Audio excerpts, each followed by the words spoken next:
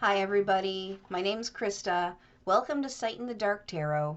I'm Krista, once again, your resident seer, and we're here to clear off that first eye that we normally think of as the third. So, today I'm doing Saturn, the Devil card, Lust is going to make an appearance, and Capricorn. So, let's get started. First of all, I'll show you the Shadowscapes Tarot deck that I just normally show at the beginning, because this card is pretty darn neat as far as the artwork goes. The devil has his hands like this, and he's manipulating this girl's heart in the bottom of the cage. So she's in a cage. Oh, she's in a cage of her own making. There is a key right in the mask above, so the persona that she keeps on to keep her safe. Okay, to keep her safe from herself, enjoying her full self, basically. And there's a key in its mouth, and she's got her hands like this. She's really in a lot of despair because she is at the mercy of her addictions, at the mercy of her illusions, at the mercy of her belief in only an either or paradigm. So what the devil does is he helps you get off of your either or paradigm. That's one of the reasons why I love this devil card. So we have, oh yes, and she has a lock. She has really, really weak handcuffs. They're attached to ribbons, not chains. And the lock is right beneath her. Everything is in arm's reach, both the key and the lock. And she is just there, trapped in her own mind, trapped by her own mind. So that's one of the meanings of the devil card in the tarot. Next up, we have the devil in the Rider-Waite deck that we've been using. So here we have more representations of duality, and I'm going to go through each little symbol in this card, and we'll see where we end up. So I took some notes. I'm just going to briefly check them, see what we got going on. And yes, it may be a little bit messy, kind of like the mind that made the notes, but trust me, when I get into the video, it's going to be organized and it'll be as clear as illusion. So, without further ado, we have the two horns on the devil. And we also have the two aspects, male and female. We have the dark black background of this card. Also, the goat is Capricorn. So, Capricorn is representative of Saturn, okay? And Saturn is representative of Binah, the third sphere on the tree of life. So Saturn, Binah, Capricorn, and the devil, and here we are. So the first thing I wanted to say is duality. This is the point of the devil card. There are dual, this plane of existence is duality in nature. Or sorry, this is the nature of this plane of existence is duality.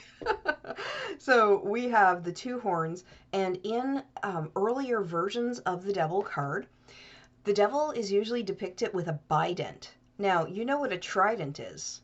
Well, the bident, what do you think that is? It's a two-pronged fork. So we have a two-pronged pitchfork.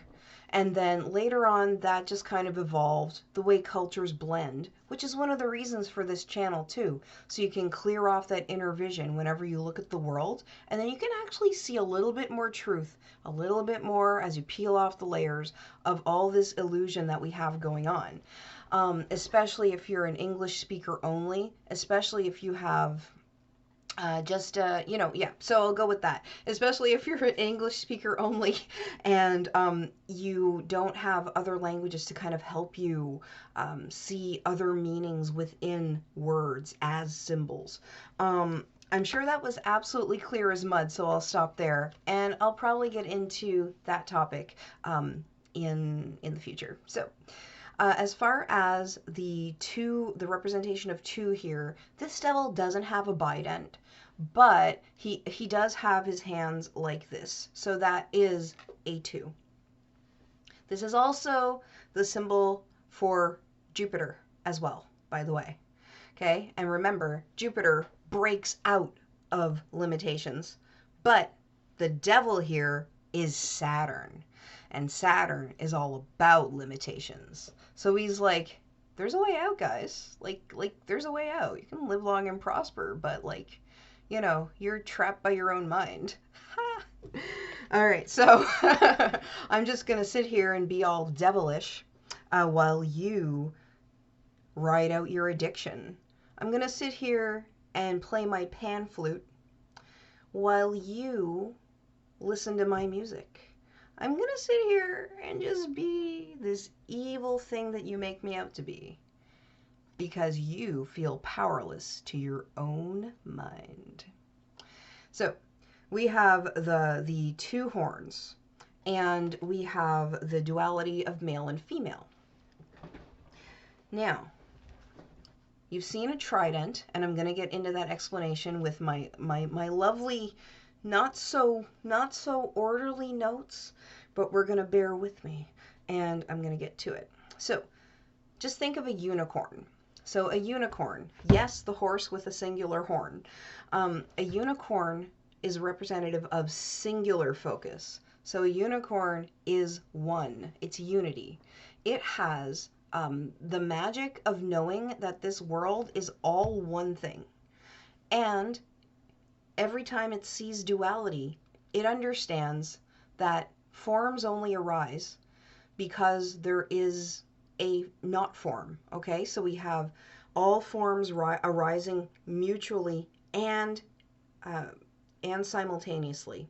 So mutually inclusively, because you can't have one without the other, and simultaneously. So long and short define each other, just like the Tao. Long and short define each other. Big and small describe each other. Hot and cold are essentially the same thing, only a matter of degree as far as difference goes. But there are two concepts, because as soon as one concept arises, the other must as well, in the world of forms, as we are on this plane of existence here. So we have the devil representing duality, and it's not just two. It just means book and hand making sound to be heard or not heard. The sound is both heard and not heard. The hand and the book are two different things. There are a lot of things going on, but as soon as one thing happens, another must happen. Whereas in unity, when you're in a unicorn kind of state of mind, being all magic and stuff, you are in unity with yourself. You are Heiros Gamos, and I'll get into that in a minute. It's like a sacred chemical marriage between your male and female aspects.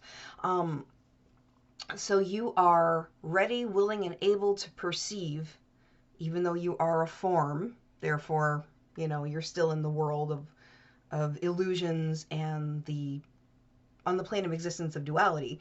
But when you recognize these things, you are much more unified within yourself. And you can take the lesson of this devil card as such.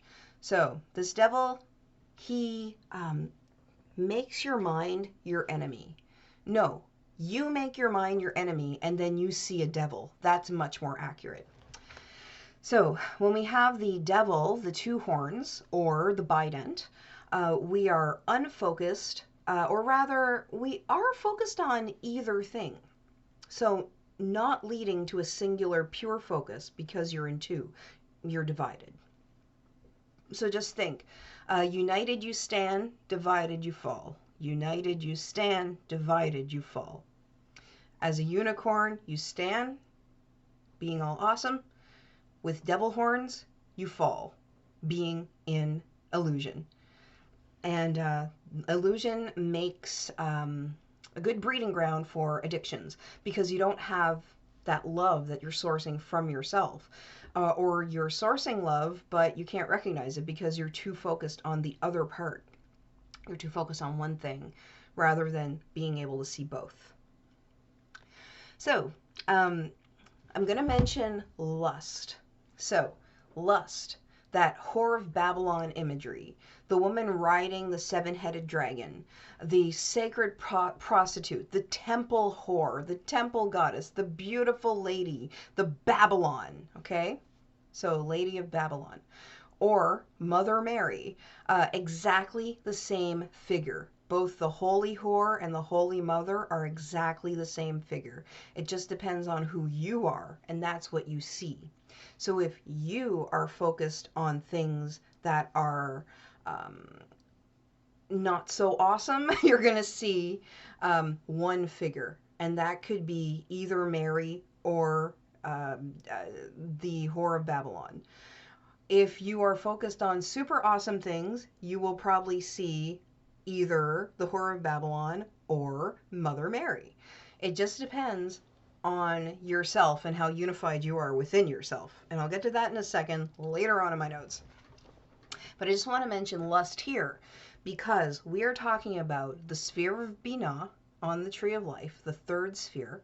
We are talking Saturn because Saturn is a representative of the third sphere on the Tree of Life. Both like that driving feminine holy force, both Whore of Babylon and Mother Mary, Mother of God, those are both the same thing, the feminine force united within herself. And it's beyond female. It's beyond that. It is the fucking feminine force, okay? So the thing, the female, that's what we're talking about here. The most majestic, most vital, most dark feminine aspect. And that is represented by Saturn, which is number 3, Binah, the planet, the heaven of Binah, or the heaven of Saturn on the Tree of Life. So, lust, the lust card, or what is it in the other deck? Oh, goodness, that'll come to me later, but it's not really important.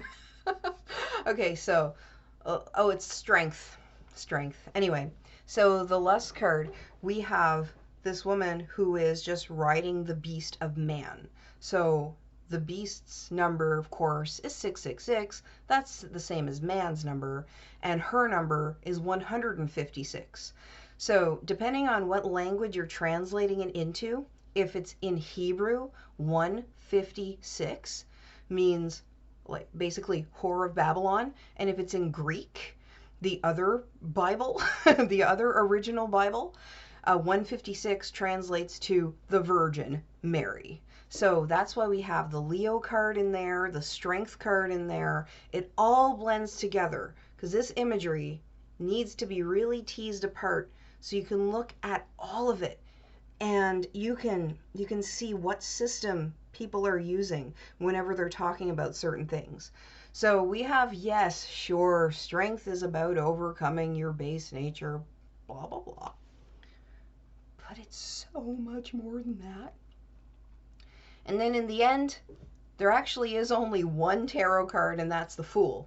But we'll get to that whenever we're in the Fool episode. just to throw you for a loop. I'm like, oh yes, I'm a great teacher. I'll teach you this and this and this and 22 cards, and then later I'm just going to say, yeah, but it's all only one card. But that's the truth. It's all the Fool. So basically all these major arcana cards are the Fool cut up into 22 pieces. And this is the piece called the Devil, the piece called Capricorn, the piece called the Lady of the Abyss. So we have this male figure. Saturn is a male deity. Saturn is a planet, but it's also a yin force. Okay, so think of Jupiter as a yang force, and then we have Saturn as a yin force. So expansion, positivity, positivity as opposed to negativity. I don't mean good and bad, once again. I explained that in another episode for sure. And we have negativity, so concave, female, darkness, light, darkness, all that. being represented by these planets, the Jupiter being of expansion and Saturn being of limitation. So back to my notes, because that is all in there. I'm just adding lib to the notes I took yesterday and today for this video. So between the difference between lust, like the majestic form of lust of the great woman, and lusting in the devil card, okay, so is being lusting is not the same as being lust itself. So when you are that feminine aspect, you are not divided. You are just doing your thing, and whatever people see when they look at you, they're projecting their own self onto the void that is you. So whenever you are being lusty, though, you don't feel like you're getting what you want because you're not unified within yourself. So you can't source that from yourself. So then you begin to see the world of dualities and think in duality, which includes thinking that you can't have that thing. So yes, so being absorbed in lust herself is completely different. So lust is both basically Jezebel, the Whore of Babylon, and the Mother Mary, depending on who you are. That is a duality you will continue to see. So the crass idea of the virgin, okay, purity, all that, blah, blah, blah.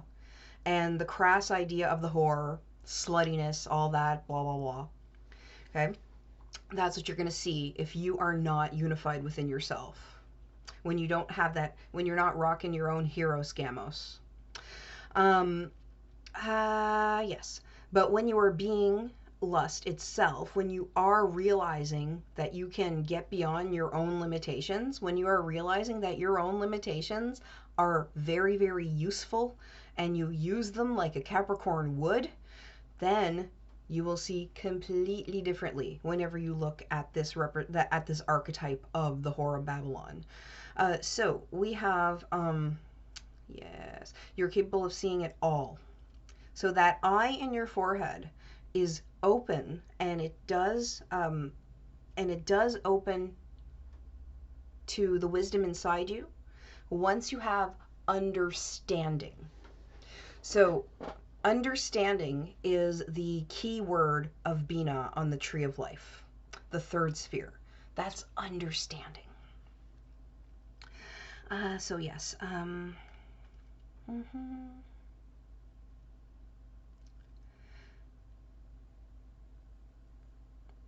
Okay, so the reason the third eye is shown on the Devil card is that, and this is also depicted with this upside down pentagram here. Other artwork, it would have the third eye and the Devil. So the reason why it shows in the Devil card is that he's showing you that the third eye is still a concept. Okay, so the third eye need not be a concept, but it's depicted because it's showing you that in the world of duality that there's the concept of the third eye instead of just having the third eye open. Okay, so first eye. So yeah, it's showing that there's still a concept to be thought of or a tool to be used rather than a part of you, rather than it being a part of you that you use automatically as a matter of course. So the Devil is in parts and pieces, meaning you are all scattered. So to get the Devil card in a reading, for example, is to be shown that you need to get over yourself and become whole so you can see this entire universe through your singular eye.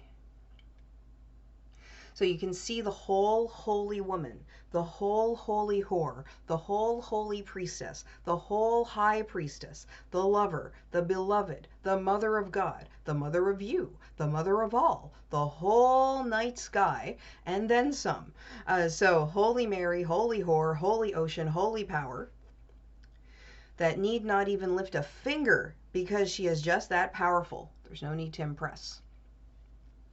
So the devil is the one who knows you, knows that you lust, and he's there to show you that you are dual, and as a reminder or a wake-up call, to get yourself straight to the highest heaven, so the seventh heaven, the part of the seven heavens, and then when you are singular, seeing out that singular eye, when you have understanding, you are thinking transpersonally, so beyond yourself. So you're thinking holistically. And you're able to you are open to be able to see all at this point when you have that understanding. Meaning you have no biases, at least for the particular thing that you're looking at. Then you can truly see the whole holy feminine and the whole holy feminine principle and all of her members as whole people, whole goddesses, whole powers beyond your masculine kind of existence. So masculine, I mean positive, as you are a form. We are all considered men down here. Okay. A little side note that just came to mind. Adam means not man, like a man, like a guy with a penis. Man means mankind. Okay, so Adam means all of us. Adam means humans. Adam does not mean Adam. Okay, like Adam does not mean man. Okay, all right, keep that in mind. So we're all men on this earth, as in we're all forms. So regardless of what gender you are, because we are forms, all form is masculine, and all opposite of form is feminine. And when we gaze upon her, we gaze upon the void. We see the reflection of us. So who we are at the moment. Okay, so who we are at the moment that we're looking on the feminine, the force of the feminine, is what we see and what we make our projections out of, and how we blame and shame and lust after and laud. So both good things and bad things, okay? What you consider both good and bad things. If you're seeing something awesome, that means that you are seeing your awesome. If you're seeing something crappy, that means that you are seeing your crappy. So, when we see a woman as a whole person, now I'm talking a real woman, like me, a human woman. When we see a whole person, a woman, we see a whole person. When we see a man, we see a whole person. We win at life when we see people as whole. So, when we see pieces of people, we lose. So the devil is there to show us how much we trick ourselves and pursue in our folly until we succumb to our own bullshit, or goat shit. So, more on Capricorn in a moment. So the bident, like the trident, okay, I'm just going over my notes here. Let's do it again. With two prongs mean that we want to do more than be singular, and it messes with us, and that's how we stay stuck. So the trident is different. The trident is reserved for Poseidon, so the ocean. The trident is reserved for Shiva, the oceanic, represented by Poseidon, and the cosmic observer, represented by Shiva. So they're both observers of everything. They're not being split. But that third prong is to show that even amid duality, these gods are capable of seeing the bigger picture. So this one. Okay. But humans, we're wont to be caught up in either or. and we feel trapped because we're also want not to see the whole picture. So keeping your unicorn qualities amid the bident, the uniprong between the tricky illusory bipronged fork is to keep your relaxation strong, because you can see your illusion and realize that the world is your oyster and not just the illusion of an either or dualistic choice.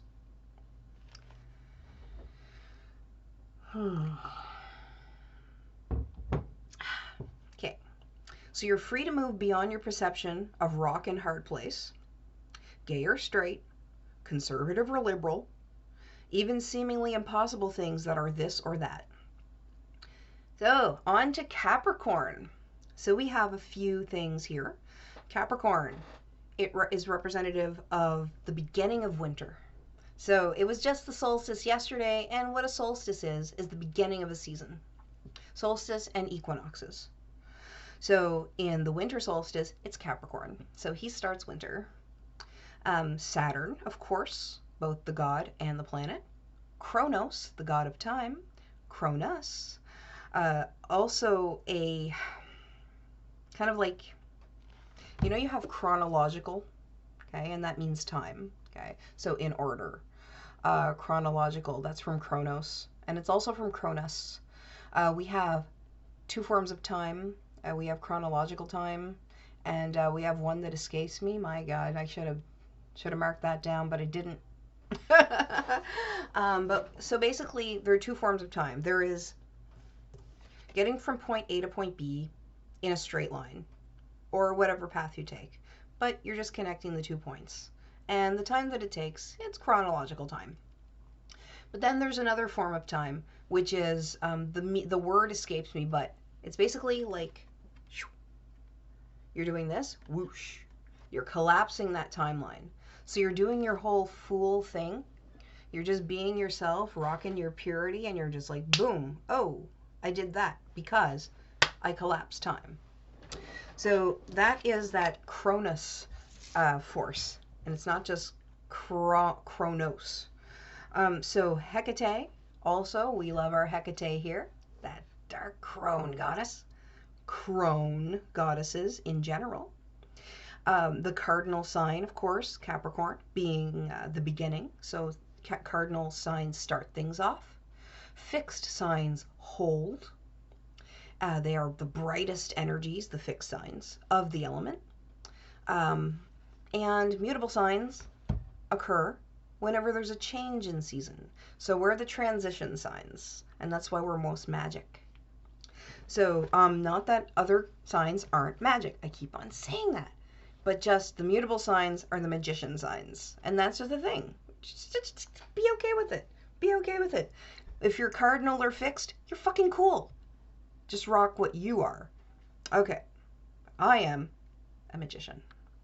Okay, so we have preserving energy. So the leaves on trees will change color because they're no longer interested in pumping out chlorophyll.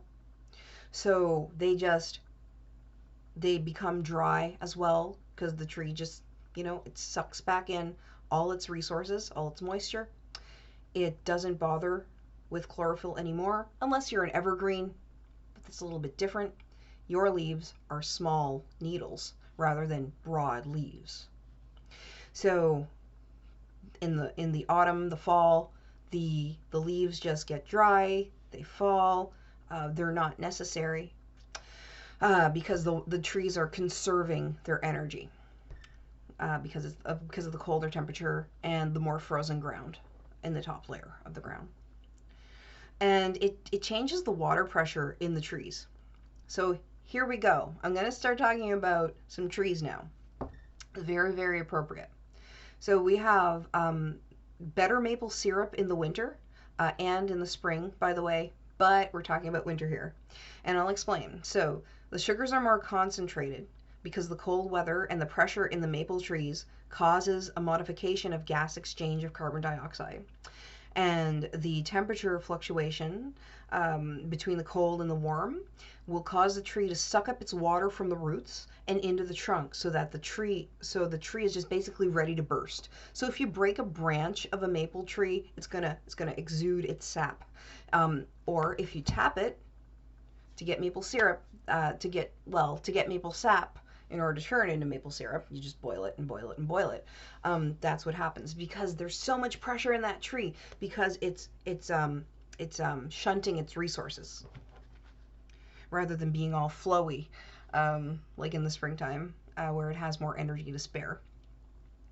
It sucks up the water from the roots and into the trunk, so that the tree is ready to burst if it has the opportunity. As with anything in nature, humans are the guardians of the planet, and we can use sparingly and ethically and let the trees have enough energy for themselves, or we can be driven by greed and rape the tree, just like a lot of people do.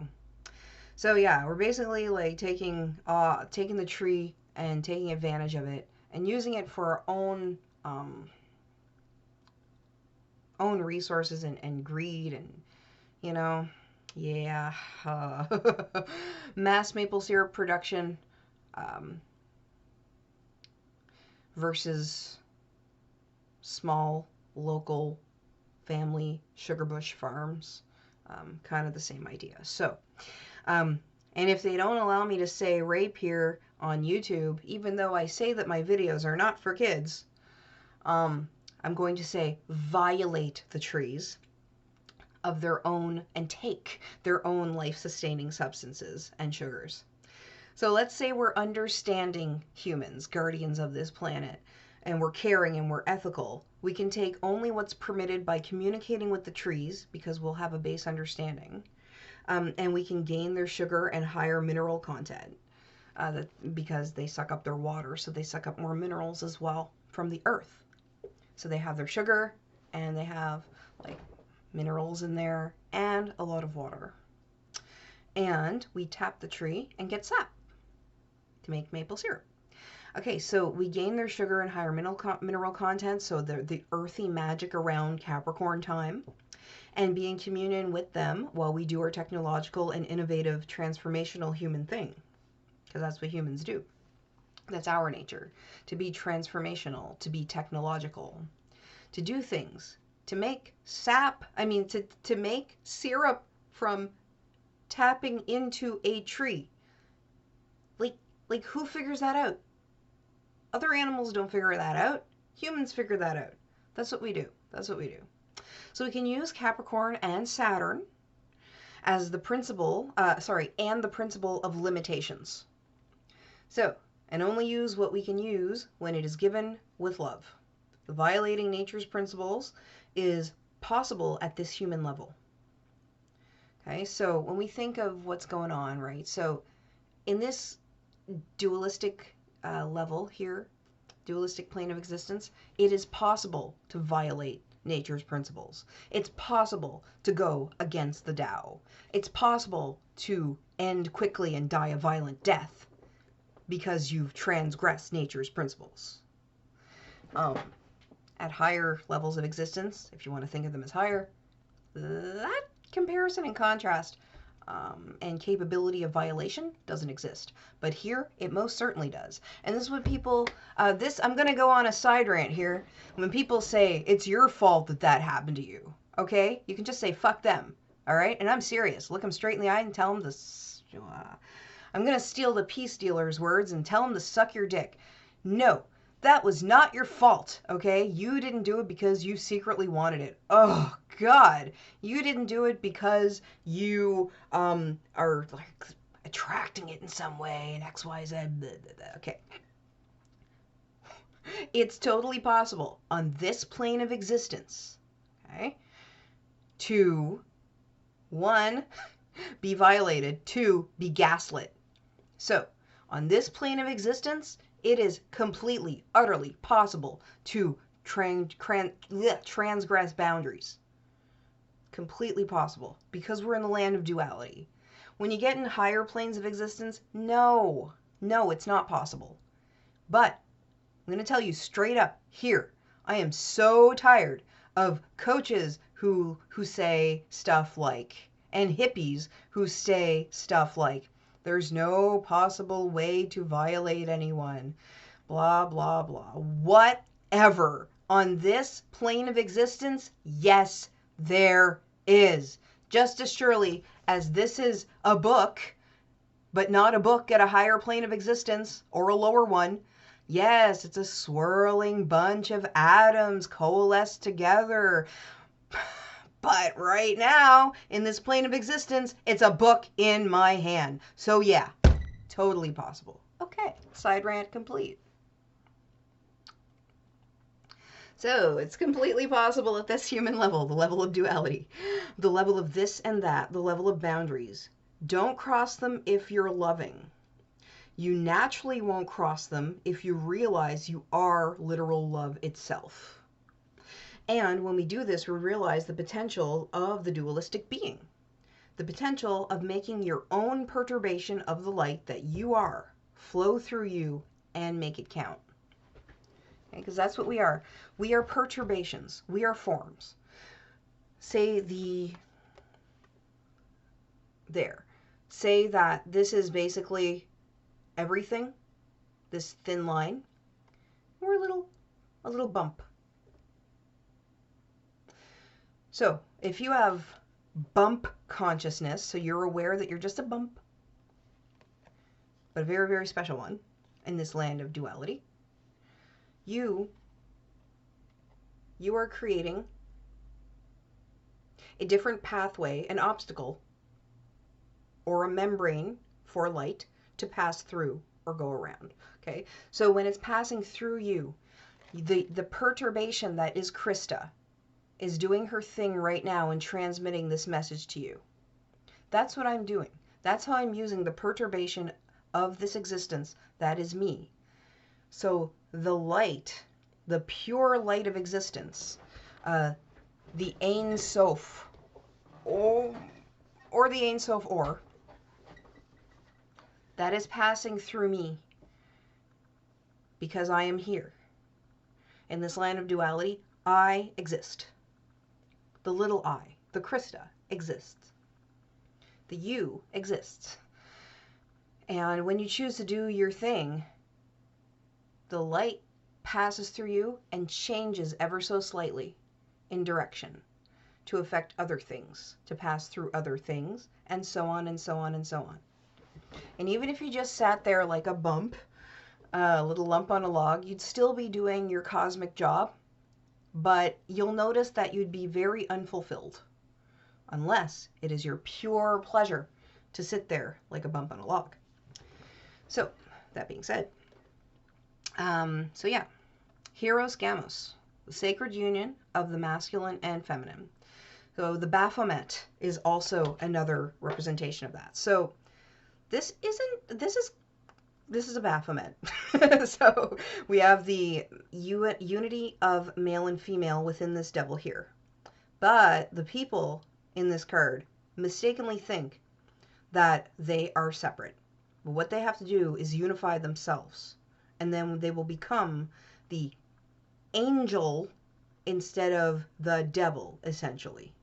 If you want to put it in those terms. Because it's easier to understand. So, the union of the sacred masculine and feminine, so the Baphomet, it's perseverance, like the goat climbing a mountain. So another more symbolism with the goat. Of course, the goat being a symbol of Capricorn and Saturn and limitations. So as far as the perseverance goes, it's like a goat climbing a mountain. So just as an example, I put it in my notes, but I'm just going to speak freely right now. So my husband's a Capricorn, and he has biceps that could cut glass. And I'm looking at him like, oh my God. Okay, like for one, like hot. Two, he works them in ways that I don't even, like, okay. But what he does, he's that Capricorn energy, and he just keeps going. I'm that Gemini energy. I'm like, okay, enough of this. Bored now, let's go. He's like, no. Boom. I'm doing this, and I'm getting high off of doing this, so I'm going to keep doing this until I reach my goal. What's my goal? The mountaintop. And that's what goats do. They are persistent. Not just persistent, okay, but they just do not stop.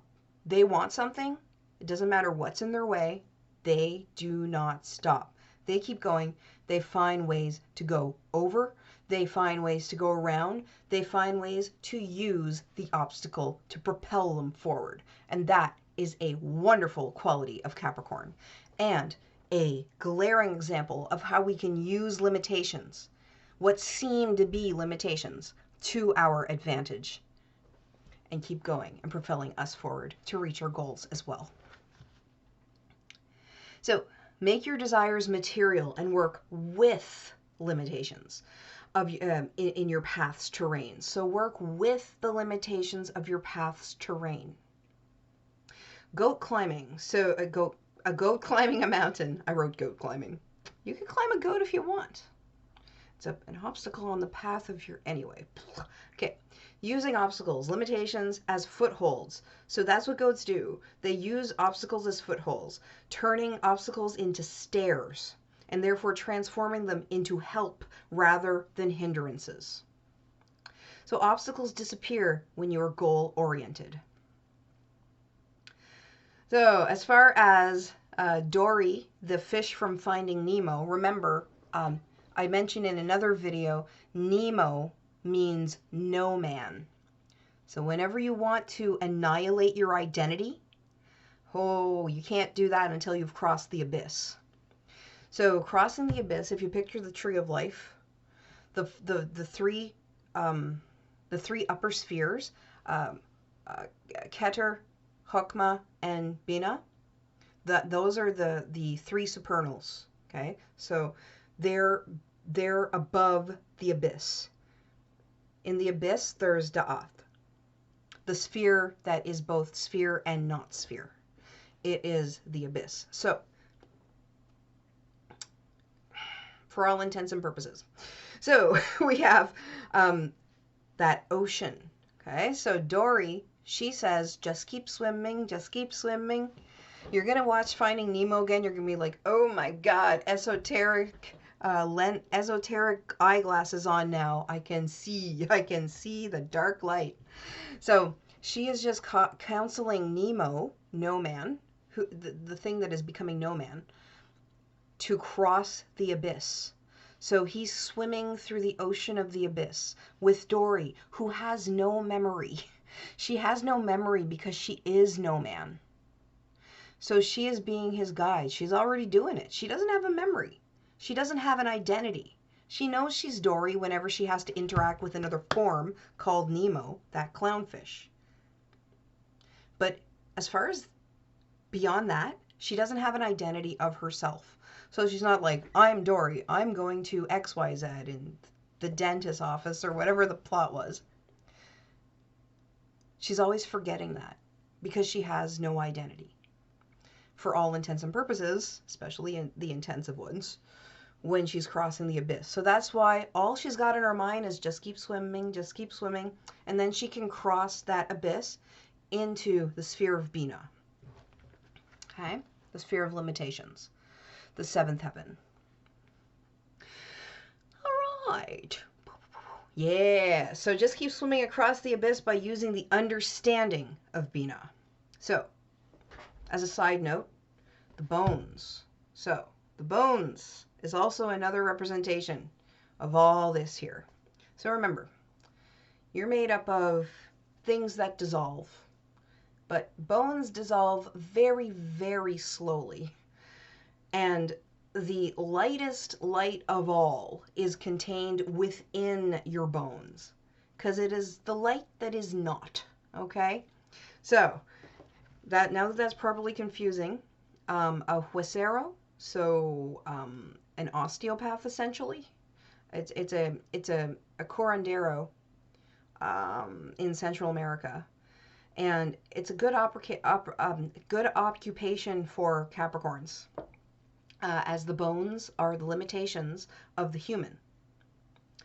And he or she can work their magic with these dark light skeletal repositories to unleash the power of them and mend the power leaks from them as necessary.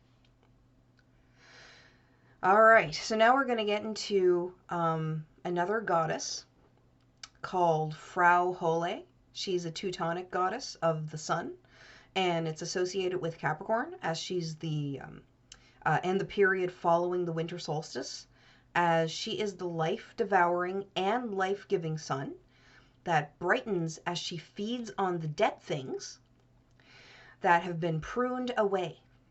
Remember, the winter season is about pruning and preserving. So she's making use of their energy as they're decomposing and blazing ever more brightly as the winter ebbs as soon as it begins. So as soon as a season begins, it starts to die. It starts to become not it. As soon as you're born, you die. That kind of thing. So the dead live beneath the elder tree. Here's another tree symbolism. It's another association with Capricorn and this goddess Hole, or Frau Hole. Frau just means woman or Mrs. or lady. In this context, it's a higher salutation. So it's kind of saying Madame Hole. And they're being used, the elder trees, ethically for energy to give life to the living. The dead beneath the elder tree are being used ethically, naturally, ethically, to give life to the living in the winter season, by making use of the energy that is being released by the decomposing things. That's just beautiful. So we have the regenerative powers of the elderberry and the elderflower from this tree, as evidenced by the goddess of cycles. So she's also the goddess of winter cycles. So Frau Hole is the weaver of the sacred tapestry as well, kind of like Bats in Central American cosmovision. The Nahual Bats is the monkey, and he is the weaver. So he weaves the cosmic tapestry. In the Teutonic tradition, Hole, or Frau Hole, is the weaver of the sacred tapestry. So the tapestry of existence, basically. She counsels that we can be creative when weaving our own tapestry, but the weave must be strong with the proper webbing, that we make it sturdy with our thread. If we skip a stitch or skimp in our webbing, skimp in the making of our webbing, take shortcuts, our tapestry is weak and not sturdy enough to do our cosmic jobs. Don't skimp, don't skip steps. Be creative, but don't be cheap. So embody this aspect of Capricorn and then make spiritual bank. There are a number of fairy tales that involve a pool of water as well, that the protagonist enters and reappears in a beautiful meadow. So this is an analogy of crossing the abyss and arriving in Binah to prepare for the next part of our journey, the advancement into Chokmah, wisdom.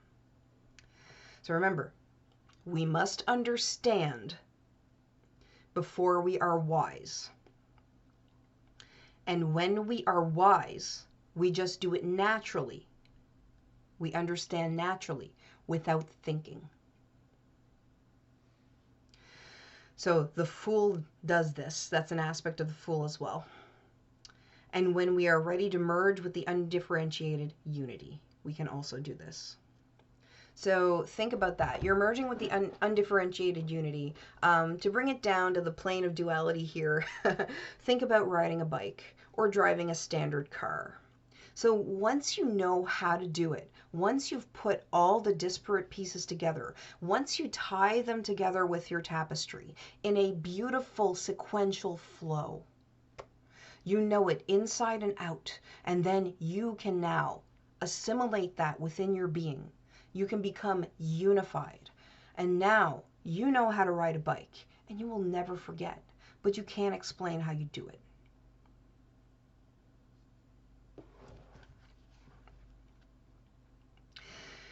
So we're not there yet, though, when we're in this plane of existence, when we're below the abyss.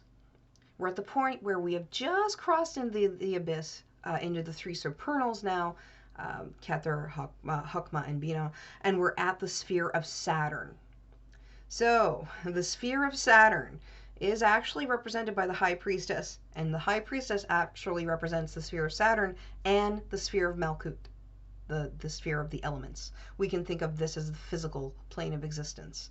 So, Malkuth and Binah are both represented by the High Priestess, but the High Priestess is for another episode.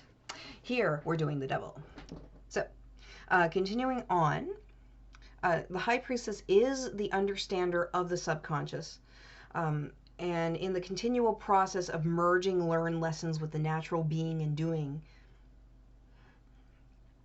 But that is for a different episode, like I said. For now, at the Devil stage, the planet of Saturn, or heaven of Saturn, or sphere of Saturn, is still coming into existence within us. As we become unaddicted to the concept of being taken over by other forms, or thinking that we have not. I can learn from this too, trust me, but as I'm learning and assimilating my own lessons, I bring them here. And we shed the dual nature that keeps us longing for the love that can only be derived from ourselves. So to get there, we cannot skip steps. We can't skip the steps of our initiation. So we must use the steps as steps and see them as help for us to achieve our initiation, not as hindrances or frivolities to be skipped or skirted. Only the person who understands can become initiated into wisdom. Only the wise can understand. Skip steps if you need them, and you will persist in your folly and never become the true wise fool that you are. Capricorn uses steps as they come. Death is overcome, and when we cross the abyss, we understand that we are wise. We are wise when we understand. We can return below the abyss and lead others as the Capricorn devils we are, helping our fellow humans make bitches of their duality and cross the abyss themselves. So, when you rock your purity, you automatically teach by example. And when you teach by example, you do this so on till you physically die. And that's life. And that's devilishly cool. So, I've reached the end of my video, the Devil card. I'm going to, the end of the Capricornian and Binah explanation of the Devil card. I'm going to just go straight up in here. So we have the black. Of course, black is a color associated with Saturn, and that's why I have a black shirt. I kind of usually have a black shirt, but I try to change them up for the themes of these videos, and I have an, what's it called? Obsidian. So, an obsidian is just volcanic glass, and it is an amorphous solid, and I thought that was quite appropriate to make a nice contrast against the limitations of Saturn. You can also use tourmaline, which is very limited. It grows in a different crystalline structure, but it's still black. So shungite. Shungite is also black. And other black stones also can be used when you're working with Saturnian energies and Capricornian energies and voidal energies. So, continuing on, we have, I think this one's better. Ugh, okay. Yes. We have the chains around the neck. But those chains are so huge, they can slip right off as soon as we decide to do this. As soon as we decide to get over the devil of the mind, we can slip those chains right off. They can fall right off. Until we do, we're going to persist in having our addictions because we believe that we are not unified as the Heiros Gamos of ourselves. So we have temptations such as these grapes. We have the desire for power, such as the flaming tail. And then we also have the arms of the devil, which is, of course, representative of Solve and Coagula. So that's another high priestess sort of thing with the pillars of Jacqueline and Boaz. It's Solve and Coagula, to dissolve and to reform from the constituent parts, just like in the Death card, and many other cards. And we have those representing pillars, because we always have pillars throughout the tarot deck. In most of the cards, it'll show 3 figures. One central figure between 2 pillars. Left and right, guys, left and right. So, and middle, of course. So, in the middle pillar here, this devil knows the truth, but he's just having fun rocking his own purity, being in his nature, making people think that they're helpless. So you can either think you're helpless and decide to indulge and embrace what's going on for now. You can persist in your addiction, or you can get wise to what's going on and take the next step to realize that this devil is actually offering a great counsel to you. That he is just showing you. He's not even touching you at all, but you think you're being trapped by him. The devil never touches people in the tarot. He never touches them. Ever, ever, ever. You will not. If you see a devil touching the other figures in the card, that is bad artwork. Bad, bad, bad, bad, bad. Because the point of this devil card is that it is your mind that is bedeviling you. Once you get past that, the bedeviling of your own mind, you will come into the realization that you have the power to get beyond your addiction.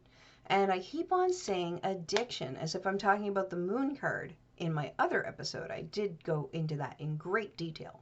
But when I'm talking about devil card, I mean, whenever we don't find the source of our own love, whenever we don't realize that we can source our own love, whenever we realize that we can unify ourselves, become that unicorn, essentially, become that Heiros Gamos, unify our own masculine and feminine forces, bring them both together in our hearts. So our hearts are seeing with 1,000,000 lenses on them. We got 1,000,000 third eyes on our hearts. Then this thing opens up and goes, oh, I see the light because I am the light. Thanks, devil. Then you can give that devil a high five, just like all the other demons on the tree of life, once you realize that it's yourself that is bedeviling you. Every single sphere is yourself being your own enemy. Yourself is being your own obstacle. So, in the spirit of Capricorn and with the lessons of the devil card, use the obstacle that is yourself as a stepping stone to climb that mountain. And realize when you look down, they were just steps, they were just rungs in your ladder along the way. So, with that, it is a perfect ending, and I will continue to do these. There's so much more that I didn't get to, but we're almost at an hour, and really, that's a really long video, so I'm gonna spare you with the time. But I know that these videos are always interesting because they're chock full of information from so many places, and I try to coalesce them together. All right, so with that, I am going to end it here once again. Please like the video, please subscribe to my channel, and please share my videos so that more people can get onto this train and open up their first eyes and have beautiful, beautiful sight in the dark. So I'm bringing the light to you, and I want you to shine your own. And one way to do that is to pass on this information so I can get through that sticky algorithm and make my channel pop. All right, so I'm Krista once again, your resident seer, and I am signing off. Much love and light in the darkest possible way.